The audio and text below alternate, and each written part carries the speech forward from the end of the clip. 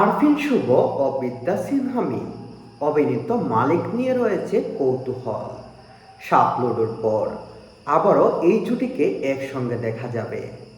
Cinema পরিচালনা করছেন সাইদ চন্দন।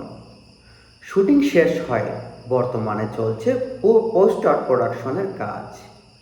খুব শীঘ্রই ঈদে মুক্তি নিয়ে আসছে আনুষ্ঠানিক ঘোষণা আসবে বলে জানিয়েছেন নির্মাতা।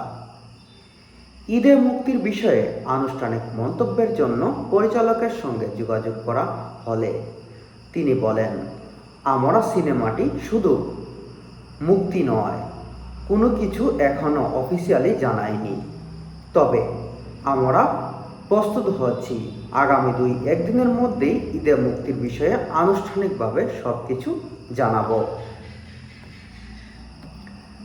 প্রায় 5 বছর আগে মাসুদ রানা সিনেমায় শুটিং করেছেন নির্মাতা সৈকত নাসির। সিনেমাটির বেশিরভাগ শুটিং শেষ হলেও বাকি ছিল এটির গান ও কয়েকটি গুরুত্বপূর্ণ দৃশ্য।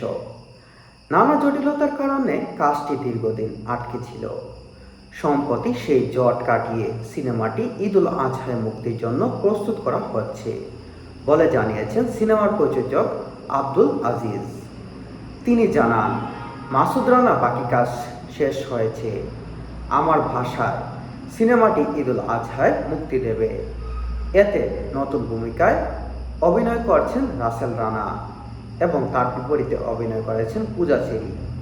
এখন সিনেমার প্রচারণা শুরু হয়নি। নির্মাতারা জানিয়েছেন আগামী